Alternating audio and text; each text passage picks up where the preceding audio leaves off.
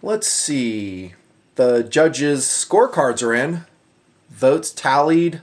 All the data taken into consideration to produce a final score of 9.5 out of 10 for the Spyderco Junior Model C150.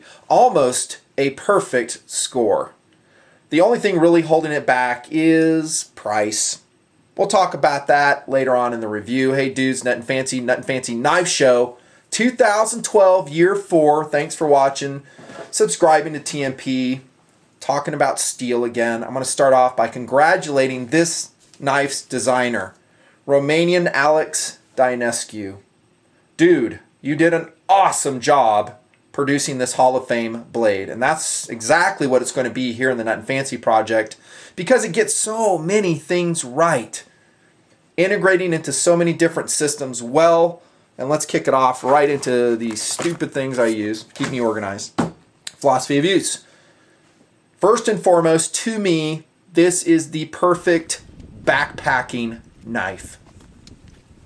Here in the Nutnfancy project, you've been watching me go out on adventures for years in high alpine environments, and weight is critical, especially as my ability to carry that weight diminishes over time, it seems.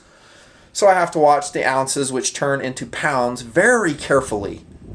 And weight is something I've always harped on here in the Nutnfancy project, and I will never relent on it.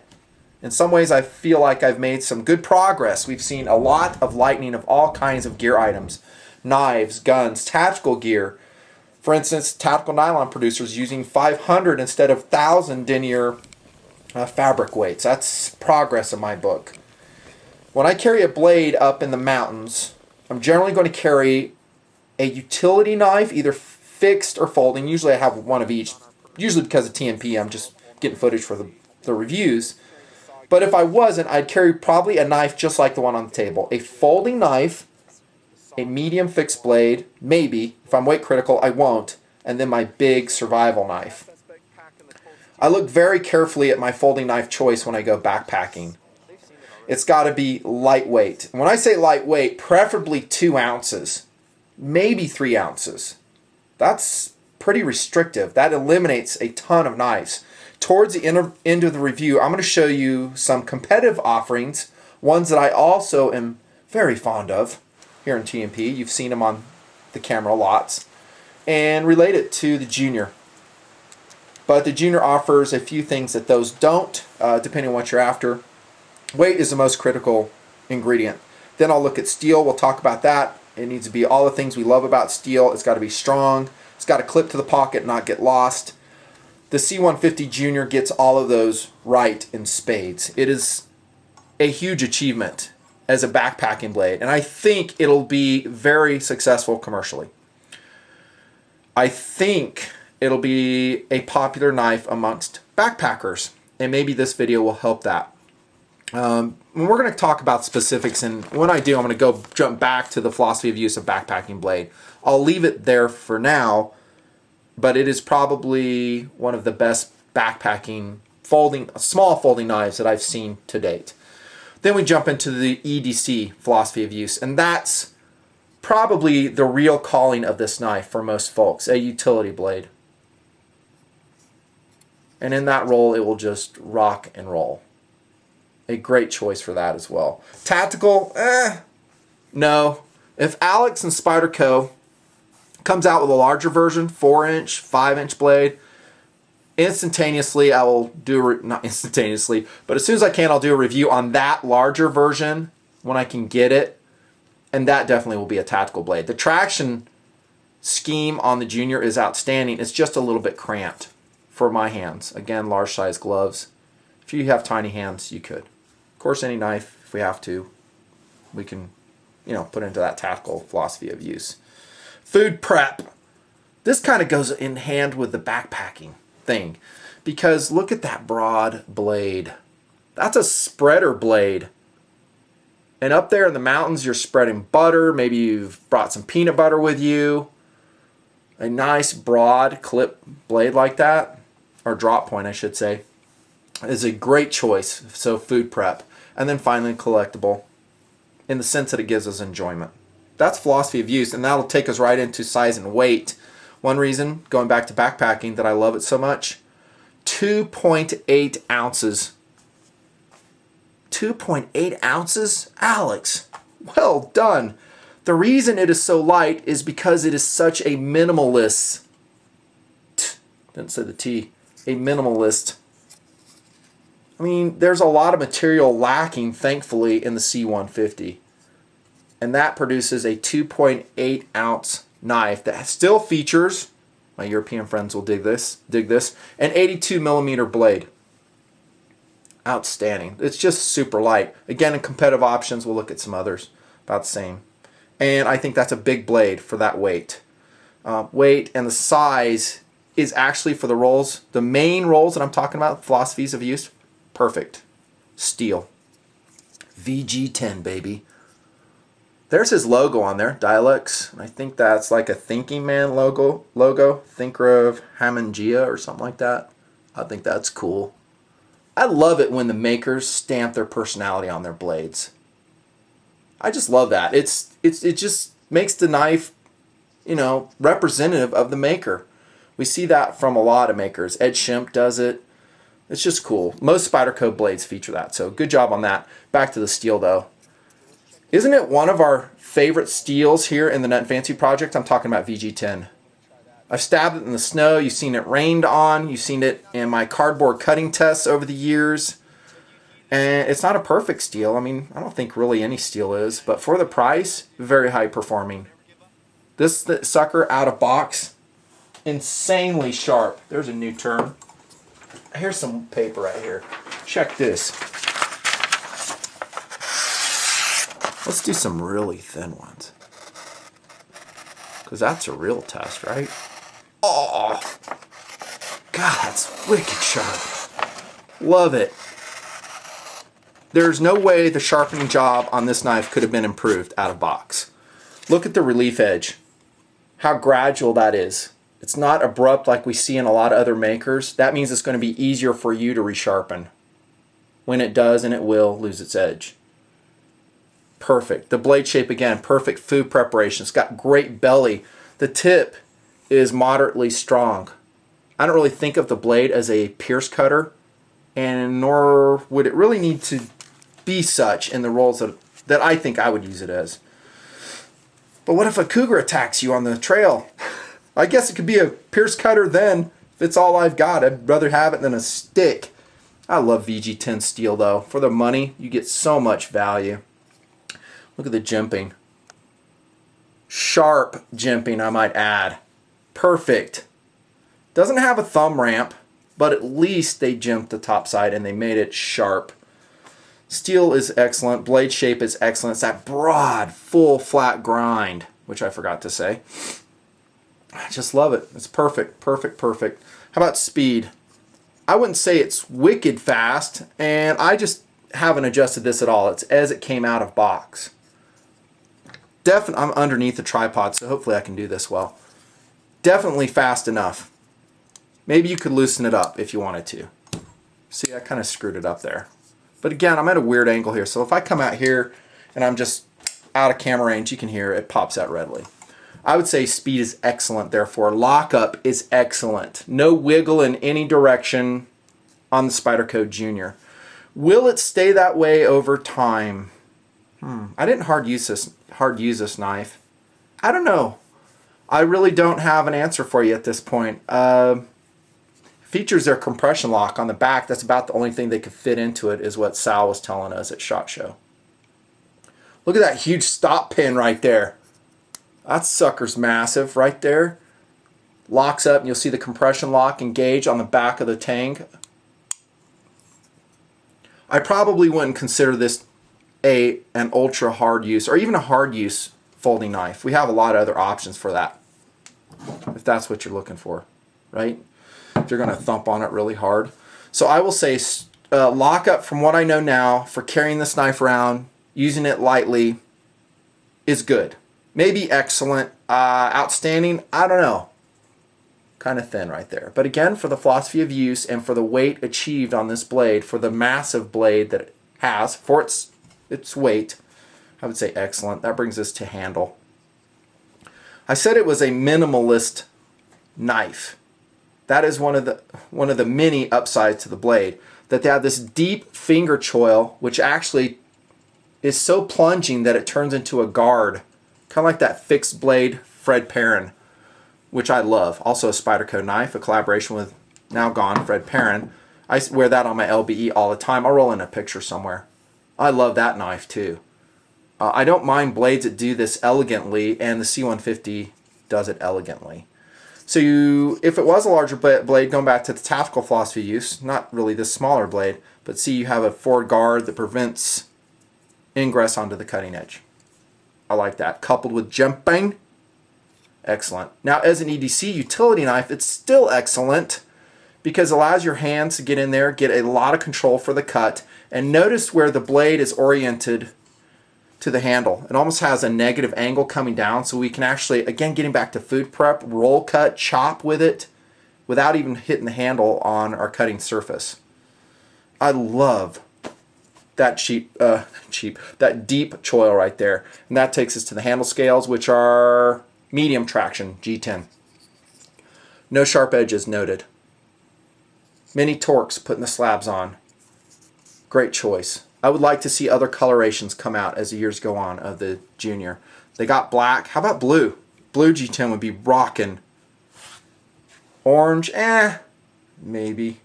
That foliage green they come out with some Spyderco sprint runs, that's a wicked color. I love that one. Dark maroon. How would that be? Dark maroon, black blade of this. That's very cool. Okay, interior, it's skeletonized to the max. Look at that. This is why I congratulated Alex and Spyderco for doing this. Look at this. They just milled it out, those liners, as much as they possibly could and still give adequate strength and rigidity to the blade and the compression lock. Excellent. And look at the huge lanyard hole for this very compact 2.8 ounce knife. Oh my gosh, I just love it. So you're not going to have to struggle to get your 550 cord through it. One thing you want to know about the lock, though, it is different than most of the other blades we're used to. Again, I'll show you in competitive options what I'm talking about. We're used to coming down here for our liner locks. You're going to have to come up here, and then be careful if you release it. You know, if yours gets loose, it could swing and cut your fingers. Just a minor thing. So it's kind of a different release. That's all I'm saying. You need to get used to it. Let's check blade retention. So glad I remember that. Outstanding, Mr. Tenacious. And then blade centering, just perfect. It's perfect. Oh my gosh, ergonomics overall are just, again, they're flawless. The ergonomics are flawless from what I can see, and so is the clip. If you're a lefty, rejoice because you can swap the clip to whatever side you want, and thankfully it's tip up. Thank you very much. My orientation preference, like I've said a bazillion times. By the way, lefties, you don't have to worry about a thumb stud because obviously ambi deployment hole 13 millimeters in diameter. Excellent. So clip design, that's my tension wire clip, my favorite tension wire clip. Buries in the pocket adequately, getting back to the backpacking POU. I can't tell you how many blades I've lost up there in them there woods. If I have a lot of blade protruding, like I said, ever since 2008 it seems, I tend to lose the knife. I did hike around with this just a little bit, and just this portion right here is protruding. If you have a lanyard on it hanging out, you might be more likely to say bye-bye to your knife. Durability. Cruising through this thing. I would say excellent from what I know and what I can surmise on the design. You'll see more data in the comments from guys who have the Junior on this video, and perhaps one or two will hard use it. And to me, hard using it might be a dude in construction. Cutting carpet, cutting linoleum. No, I wouldn't use this knife for that, but some guys do. I'd use a utility knife. But some guys, they just do. They like a knife and they hard use it, and that's cool. I think it'll do just fine as long as you don't, I don't know, baton with it, try to make kindling with it. And even in that, I didn't test it. It could do just great. Value. Okay, this is generally where I roll in very interesting competitive options, and I talk about what you get for your money. Out of the out of the ballpark would be, for this knife, for me, $65. But that's not what this knife costs. It's $125. You know, snapshot in time, 2012. Look in the upper right, and that's where I recommend you go gets it. I'll give you 2 retailers. If one's out, go to the next one. That is kind of expensive because when we think about that, let's roll into some other backpacking options that I just love. Benchmade Osborne Axis 940 in limited edition red. You guys have seen this lots and lots in TMP. I have several colors. I have forest green, I got black, and I got red. This is my very, very favorite backpacking knife, and it's identical in weight. 2.9 ounces, and at the time, $125. I think they've gone up. Which one would you prefer between these, Nutfancy? That's a tough question. Probably this. I just love this knife so much. I love the Axis lock so much, the titanium backspace. It's just kind of second kind of cool stuff. But as a food prep knife, this will dominate it. That broad blade, I mean, just look at it.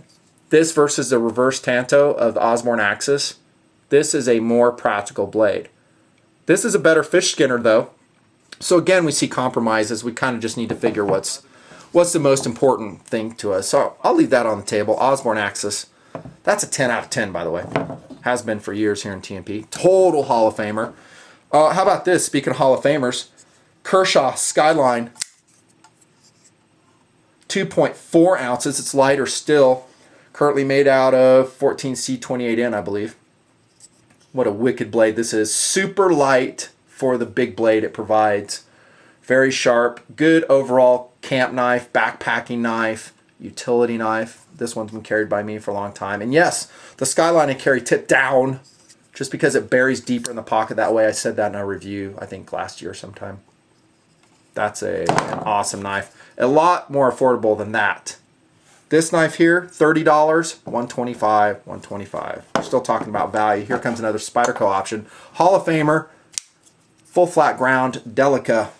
Oh my gosh, I love these knives. Sometimes guys will contact me either personally, maybe through YouTube.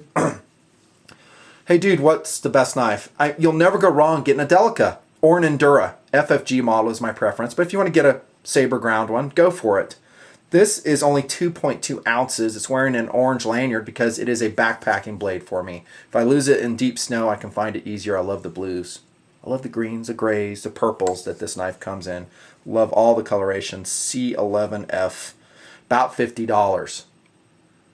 Not as great a utility blade shape, perhaps, as that. I'm talking food prep here. In every other respect, cutting line, maybe doing a little bit of fire prep, the Delica, FFG, and the Endura for that matter. Excellent. I hiked with this, I think, in Llama Trek. SOG Mini Aegis. AE22. 2 ounces. Deep carry pocket clip. AUS 8 steel, $50. Kind of a penetrating blade. We talked about compromises. What this blade is really good at is infield surgeries. Digging out splinters, which I've seen up there. Lots. For guys that don't carry gloves, use gloves. Yeah, I've had to dig out stuff. This is a great blade. The compromise would be not a great peanut butter spreader, perhaps. Still a Hall of Famer. Another SOG blade. Flash 2, 3.3 ounces, $46. AUS 8. This is coated in very cool ACU Digicam by missionspeccamo.com. I might do a limited edition of this knife. Oops, I said it. The reason I haven't is it's a very difficult knife to disassemble. And it takes a lot of labor to do it, so that's why I haven't done it. Wouldn't that be a cool color to do it in? Love that color. It's just so special. Oh yeah, back on topic. This is a great backpacking blade. AUS 8 steel, classic drop point, full flat ground, super light. Not as light as this though. 2.8, 3.3. Oh, but it's only half an ounce, nothing fancy. Yeah, half ounce there, half ounce there. Next thing you know, you're carrying 6 extra pounds on your backpack and hiking 8 miles in. Yeah, not fun. What else we got? Oh yeah, you saw it earlier. How about this? Cold Steel Mini AK-47. Again, tripod getting in the way. Not a great peanut butter spreader, perhaps. great pierce cutter, good belly, osate steel, and it's got the triad lock, which is phenomenally strong. This is a hard use EDC blade, utility blade. Price on it, totally worth it. I didn't write it down, but I think it's 50-ish, something like that. Totally worth it though. And this one has my JB Weld modification on it. Speak of the devil, and too much of it sticks out of the pocket, I've noticed while hiking. Yeah, I wish it buried deeper. Still a great blade. Back to the Junior, Spyderco. It has things that none of these other knives has, and that is that broad blade, which, getting back to food preparation, will be huge. It also has that deep finger choil / guard. Perfect pocket clip. Perfect. Not to say these don't. I really love the pocket clip on, well, you know, the SOGs are my faves. These are. They just bury so deep for backpacking. Close. Tip down, that one's good. I like that one. All these are good. This one's probably the least favorite just because it sticks out of the pocket. Traction is good. Not outstanding, but good. Jimping, outstanding. Some of these are lacking that I've attempted to make up for in other ways. You know what I'm saying? So, $125, worth it for the Spyderco Junior C150. This one is the GP, by the way. Absolutely worth it. I cannot give it a 10, however. And by the way, I rarely do that. I rarely give a numerical rating on video because sometimes it's subject to change. But I'm so confident this knife is awesome. I'm doing it. A solid 9.5 out of 10. That's my review. Thanks.